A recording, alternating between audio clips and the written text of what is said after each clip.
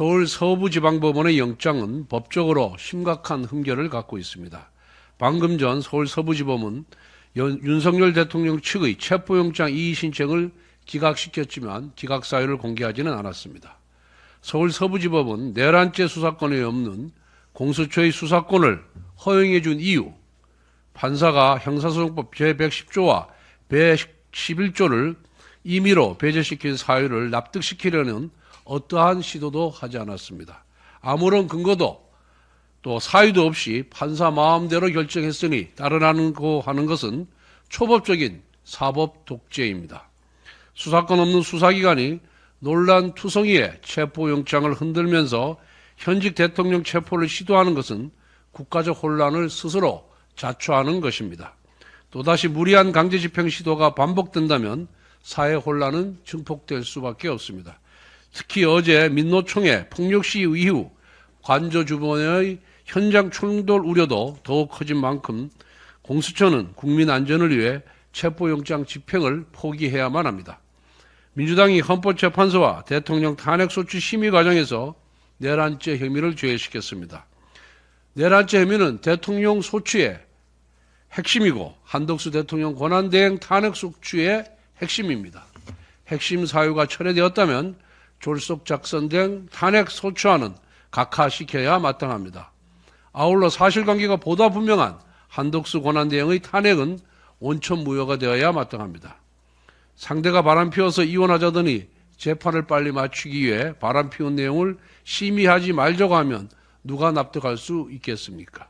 헌법재판소는 윤석열 대통령 탄핵소추안을 각하시키고 국정운영의 정상화를 위해서 한덕수 대통령 권한대행의 탄핵소추안의 정적수 관련 권한쟁의 심판부터 다룰 것을 다시 한번 강력히 촉구합니다.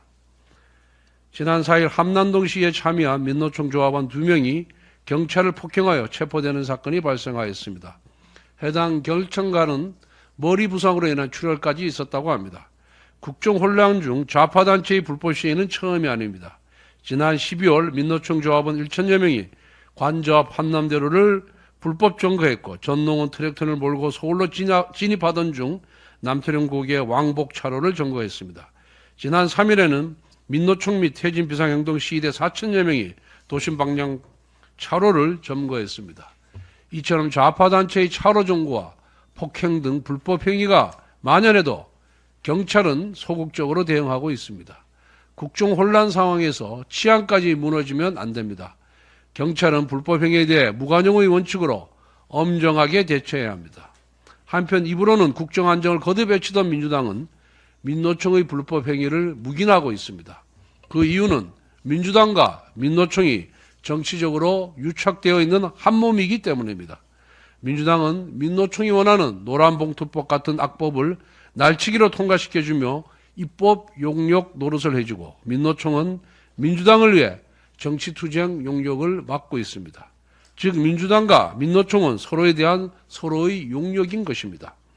더구나 이재명 대표는 2017년 대선 경선 당시 주한미군 철수도 각오해야 한다며 민노총의 반미투쟁과 노선을 같이 했습니다.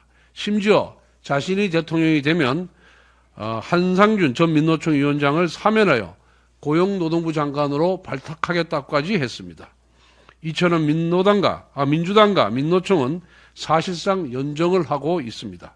그러나 이들의 유착은 국가와 국민에게 피해로 돌아갈 뿐입니다. 민주당이 민노총을 위한 입법으로 경제를 망치고 민노총은 민주당을 위한 정치투쟁으로 치안을 망치고 있기 때문이다. 민주당이 공당으로서의 최소한의 책임감이 있다면 민노총의 불법 행위를 준엄하게 꾸짖어야 합니다. 그리고 경찰은 국민을 지킨다는 본래의 역할에 맞게 불법 행위에 대해서 엄정하게 대처하기를 촉구합니다. 특히 경찰청 차장은 마치 정권이 민주당에 다 넘어간 것처럼 소극적으로 대응하지 말고 적극적으로 불법 행위에 대해서 대응하기를 바랍니다. 모든 경찰관과 국민이 경찰청 차장의 행태에 대해서 지켜보고 있다는 것을 명심하기 바랍니다.